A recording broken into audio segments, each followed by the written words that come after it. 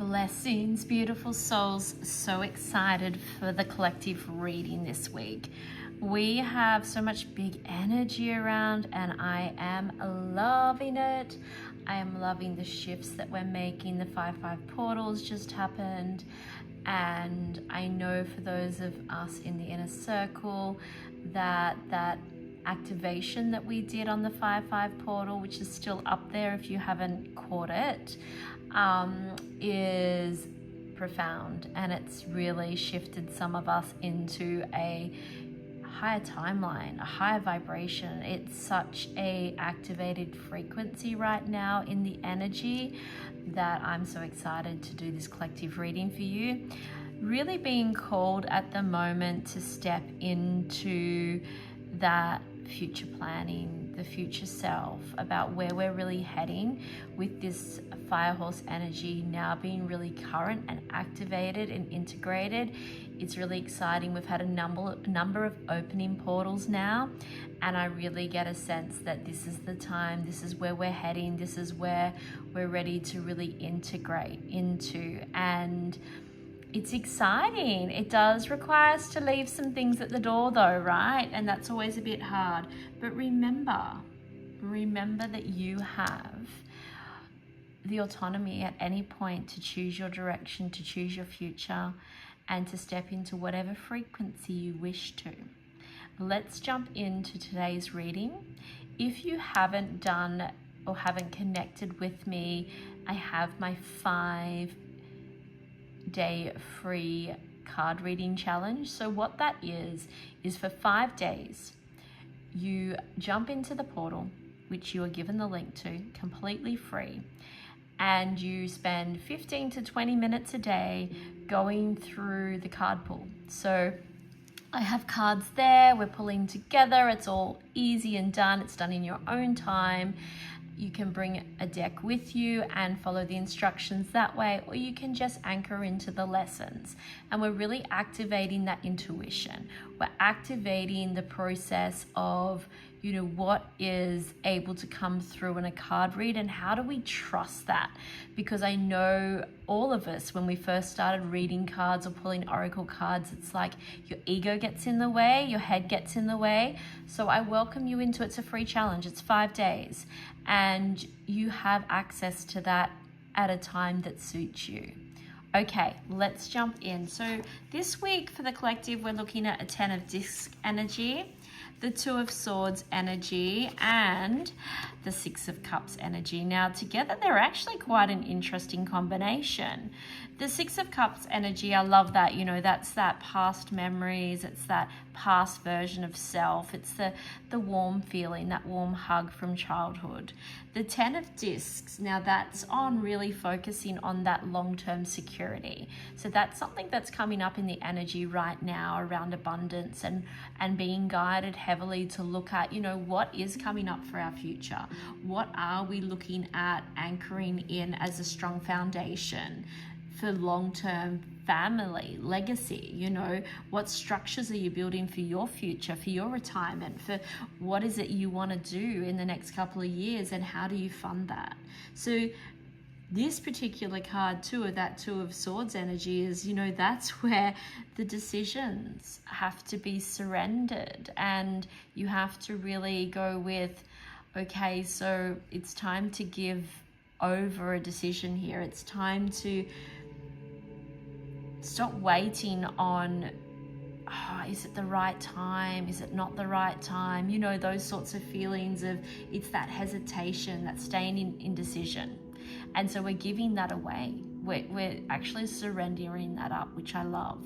So this week we're looking at, okay, so what is it? What is it that's in your current situation? Now it could be financial, probably is, given that we're looking at a 10 of discs to start the read, and we're being brought our attention back to, what is it right now that we need to be anchoring in for our future? Where are we stepping into this power that we need to really look at what is available for us moving forward? This is all around, where am I being guided in my life right now? So if I ask you to sit with it and see what's coming up, and it could be health, because you know that's a part of our wealth as well. Is there a part of you that really needs to anchor in discipline, that needs to anchor in some changes for long-term stability? Usually we are looking at money and wealth and finances when we're looking at this card, but it can also be emotional. It can also be physical. You know, how does this show up with your home? How is this showing up as either something that you're creating or being guided to create? So this is long term. This is not short term. This can bring up, you know, family dynamics.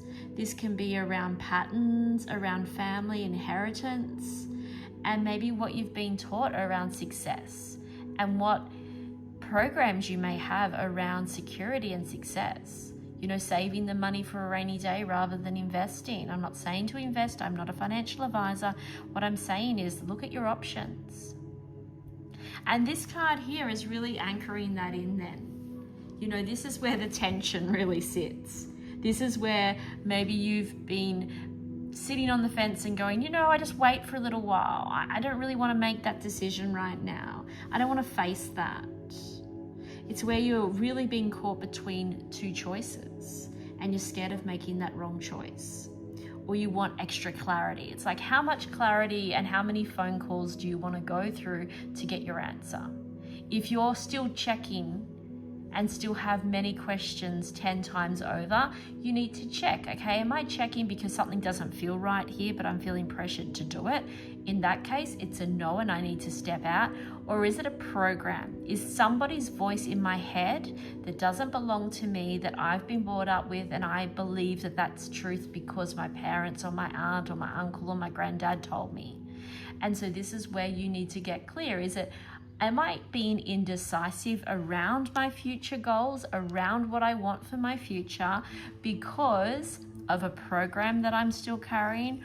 Or is it because it doesn't feel right, so actually my answer needs to be no here and I need to look for other options? Because we can't stay in indecision. Indecision is still a choice, but it doesn't land you anywhere. So this is where we can't always protect ourselves from an outcome. And we can't always be neutral. We sometimes have to take a side. It's like, oh, you know, I think everyone's wonderful. I don't really want to take sides. Well, when it comes to finances, when it comes to your security long term, you have to. You have to be in or you have to be out, or you have to make decisions. You can't just hope and pray your way out of this. This card comes up because you need to face what you already know you need to face, and you need to make a decision. And it's hard truth, right? This is where my bossy guide gets involved. You know, my guide's sitting over here going, yeah, I love this. He's so bossy. He's like, yes, make a decision, girlfriend. Let's do this, right? And he would say it a lot harsher than I am saying it. Don't be fooled that our spirit guides are all love and light. Let me tell you, that is so not true. That's the I don't know, that's a program or a half truth we've been sold, that, oh, it's all love and light. No, they're not. They're actually hard. They actually can really put us through the ringer. And you know what? They need to sometimes, because that's what they're contracted to do. But, you know, don't worry, they don't start off that way. Okay, and then we've got that Six of Cups, which brings in that softer, more emotional layer, right? That is the card that's deeply connected to the past, the memories, or the emotional bonds. So this could be a past relationship, a childhood pattern, or even a return of someone who is familiar. It really invites that reflection. So this is where we want to feel safe and comfortable. This is what can I do to get me to this stage? What decision can I make so that I'm feeling like, oh, this feels good in my body now? It's also, when we have these cards together, asking us, are you just being indecisive because it feels familiar? Are you making choices based upon, oh, that feels familiar, that feels like a safe choice? Because safe choices aren't always the right choices. And I don't mean that when I'm talking about relationships, I'm talking about finances.